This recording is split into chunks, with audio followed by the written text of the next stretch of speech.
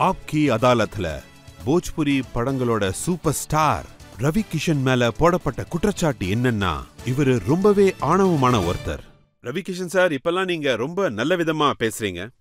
ஆனா ஒரு காலத்துல மக்கள் என்ன சொன்னாங்கன்னா, நல்லா இருந்த மனுஷன் திடீர்னு இந்த ஆணவத்துக்கு என்ன காரணம்னு கேக்குறாங்க.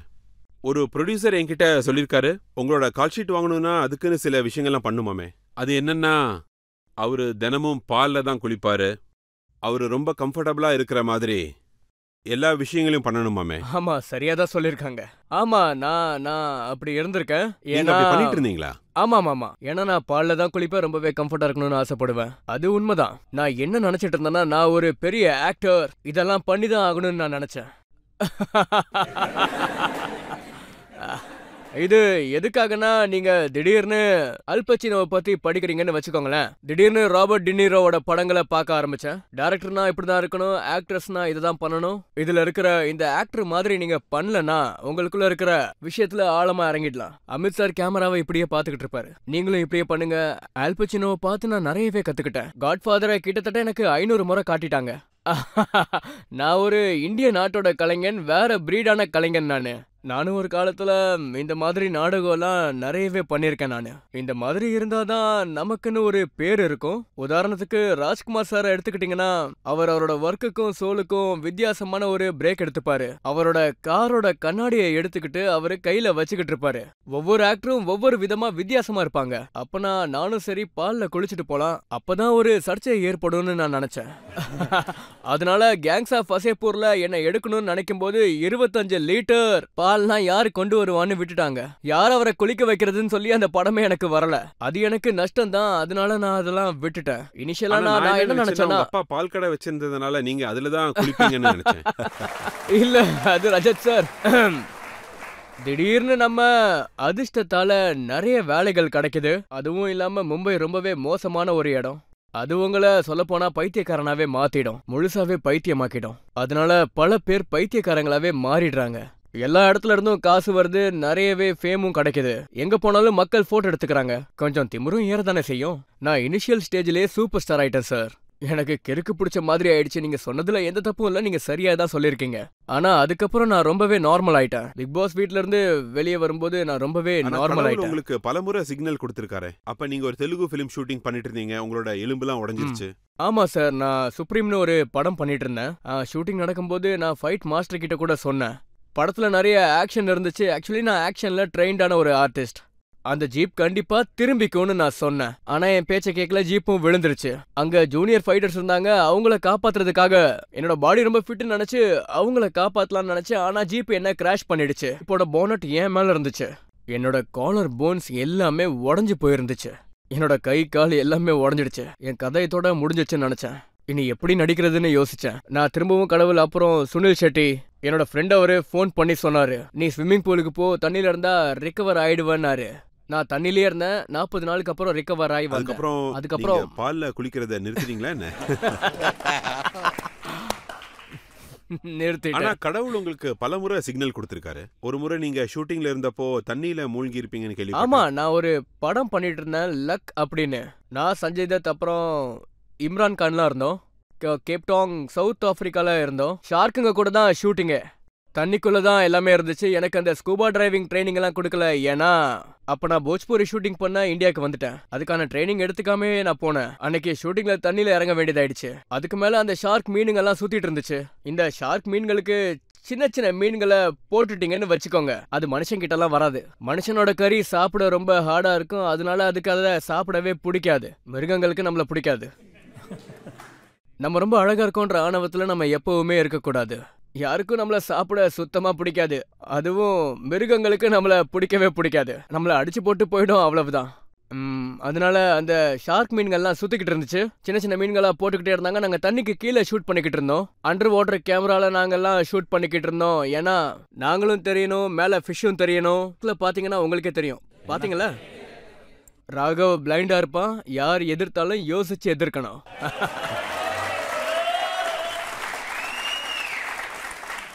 அது மட்டும் இல்லாம குதிரைங்க தான் ரேஸ்ல ஓடும். இந்த ராகவ் ஒரு சிங்கம். ஸோ அந்த ஷூட்டிங்ல நான் மூழ்கி இருப்பேன். எப்படியோ தப்பிச்சிட்டேன். ஏன்னா I was not train to inhale properly and survive inside. அப்போ நான் என்ன பண்ணேன்னா அந்த மாஸ்கை கழட்டிட்டேன். மேலே நீச்சல் அடிச்சிட்டு இருந்தேன். அவங்க கால்லையும் வெயிட் கட்டியிருந்தாங்க. 15-20 ஃபீட் கீழே போகணுங்கிறதுக்காக அவங்க அப்படி பண்ணியிருந்தாங்க. அதுலயும் உயிர் எப்படியோ தப்பிச்சிடுச்சு. ஆல்மோஸ்ட் டைட், பட் நான் தப்பிச்சிட்டேன். கடவுள் இதே மாதிரி பல முறை என்ன காப்பாத்திருக்காரு. ஒரு முறை போஜ்பூரி ஷூட்டிங்ல ஒரு ஃபைட் மாஸ்டர் சீப்பான ஒரு கேபிளை கொண்டு வந்துட்டாரு. மலையில இருந்து கீழே இறங்கி ஃபைட் பண்ணணும். டப் டப் டப் அந்த கேபிள் வழியா தான் கீழே போயாகணும். அதுக்கப்புறம் தான் தெரிய வந்துச்சு அவர் பட்ஜெட் போஜ்பூரி ப்ரொடியூசர்னு. நல்லா காஸ்ட்லியானது வாங்காம சீப்பா ஒன்ன வாங்கிட்டு வந்துட்டாங்க. அதுலதான் என்ன தொங்க விட்டுட்டாங்க. ஒரு கயிறு அறந்ததால கல்லுக்குள்ள என்னோட தலை போய் மாட்டிக்கிச்சு. ரொம்பவே அடிபட்டுருச்சு. காலு கை எல்லா இடத்துலயும் அடிபட்டுருச்சு. நான் உயிரோட இருக்கேன்னா அது கடவுளோட கருணை தான். இல்லைன்னா நான் எப்பயோ மேலோகத்துக்கு போய் சேர்ந்திருப்பேன். ஒரு ஸ்டார், ரொம்ப ரொம்ப குறும்புத்தனமான ஒரு ஸ்டார். அக்ஷய் குமாரை தான் சொல்றேன். அவர் கூட நீங்க எப்படி ஹேரா ஃபேரின்ற மூவில நடிச்சீங்க? வீட்ல தேனே தோ தோக்லா தேகா.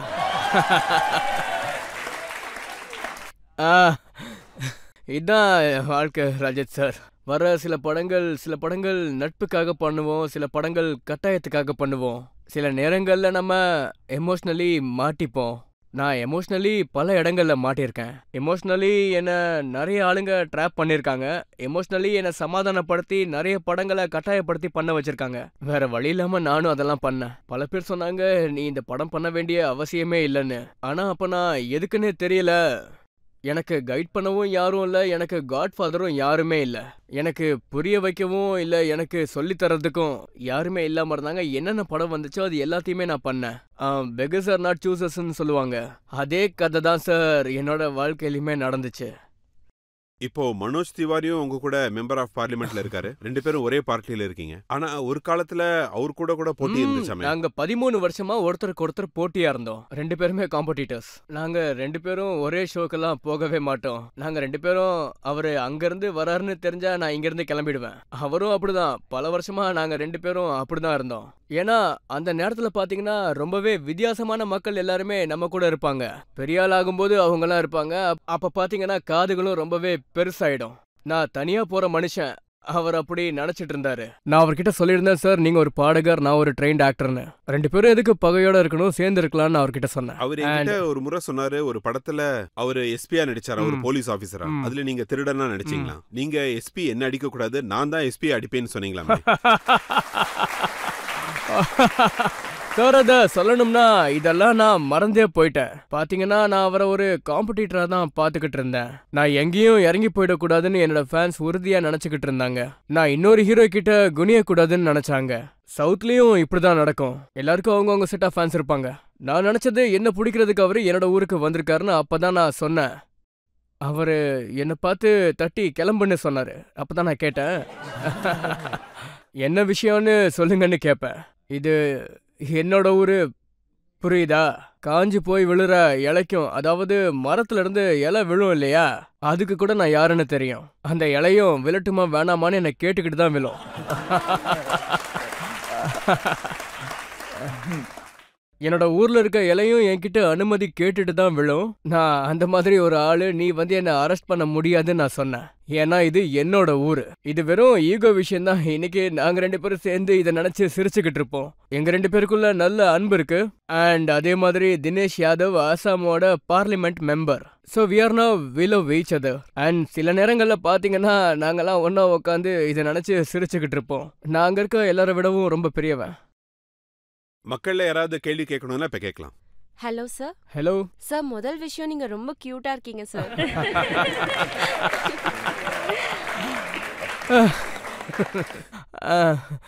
நான் இதை எக்ஸ்பெக்டே பண்ணல. Okay, thank you so much. Thank you sir. தேவதாஸ்னு ஒரு படம் இருக்கு. அதுல ஷாருக் சார் ஒரு டயலாக் சொல்லிருப்பாரு. வலிகளை குறைச்சிக்கிறதுக்காக யார் குடிப்பாங்க? ஒருவேளை ஷாருக் சாருக்கு பதிலா அந்த இடத்துல நீங்க போஜ்பூரியில அந்த டயலாக சொல்லணும்னா எப்படி சொல்வீங்க? ஓ,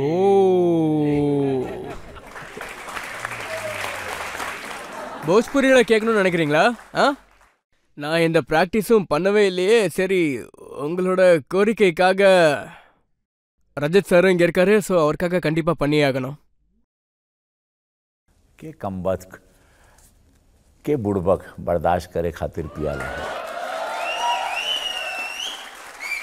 हाँ, हम तो पीला कि जहाँ हम बैठ सकें, तोहरा के देख सकें, तोहरा के बर्दाश्त कर सकी, मदहोश बेहोश हो सकी हो, पारो के भुला सकी, लेकिन पारो के एक याद भैया हो हमारा होश के खोए नहीं खे देख ना ही चढ़ा लो कितनो पीला। बाबूजी हमरा से कहलन कि गांव छोड़ दा, सब कहलन कि पारो के छोड़ दा, पारो कहले शराब छोड़ दा, आज तू कहा ताड़ो कि हवेली छोड़ दा, एक दिन हो आई हो तो सब लोग कहिया कि दुनिया छोड़ दा।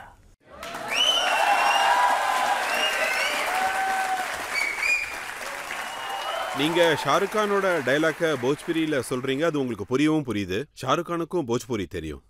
ஆனா நீங்க ஸ்பைடர்மேனையும் போஜ்புரியில பேச வச்சிட்டீங்க. ரஜத் சார், எல்லாமே ஞாபகம் இருக்கு. அவங்க ரொம்பவே ஹோம்ஒர்க் கொடுத்துக்கிட்டே இருப்பாங்க.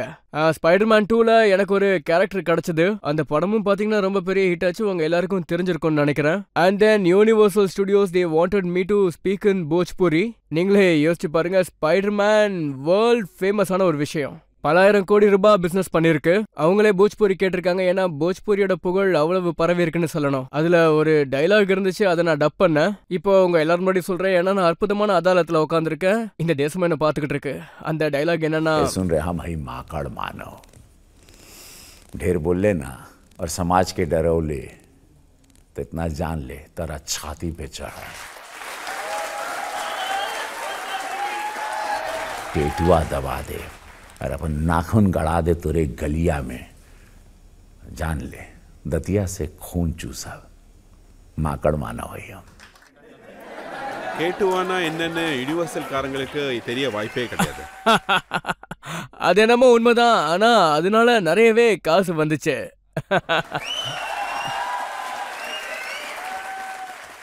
சார், நீங்க தமிழ்லயும் தெலுங்குலயும் நிறைய மூவிஸ் பண்ணிருக்கீங்க. அதுல இருக்கிற டயலாக்ஸ் எல்லாம் நீங்களா சொல்வீங்களா இல்ல டப்பிங் பண்ணுவீங்களா? நானே தான் பேசுவேன். நான் இது வரைக்கும் 22 தெலுங்கு படங்கள் பண்ணியிருக்கேன், 3 தமிழ் படங்கள் பண்ணியிருக்கேன், 5 கன்னட படங்களும் பண்ணியிருக்கேன். சொல்லப்போனா தேசத்தோட எல்லா மொழிகள்லயும் நான் வேலை செஞ்சிருக்கேன். அதோட டைலாக் சொல்றேன், நீங்க எல்லாரும் கேட்கணும்னு நினைக்கிறீங்களா? Yes sir. இது தமிழ் டைலாக். உலகத்துல எவ்வளவு பொண்ணுங்க இருந்தோம், உலகத்துல எவ்வளவு பொண்ணுங்க இருக்குது, அதெல்லாம் விட்டுட்டு ஏன்னா ஒத்து வராத பொண்ணுக்காக அழுகிறேன்.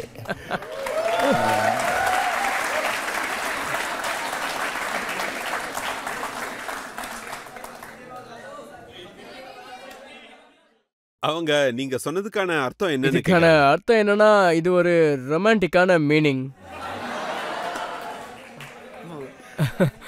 ஒரு விஷயத்த மறந்துடாதீங்க, நான் இப்போ ஒரு பார்லிமெண்டோட மெம்பர்.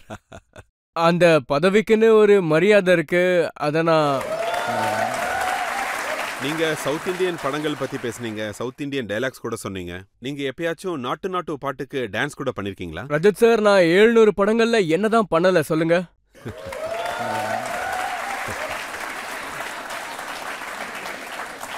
நாங்களாம் உங்களோட பாப்புலர் சாங்க்கு நீங்க டான்ஸ் ஆடணும்னு ஆசைப்படுறோம். வாவ்.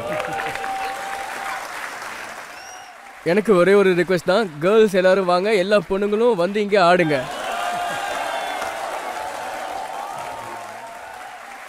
ரஜத் சார் பாத்தீங்கன்னா அவர் ஒரு மெஜிஷியன், அவர் என்ன வேணும்னாலும் பண்ணுவாரு.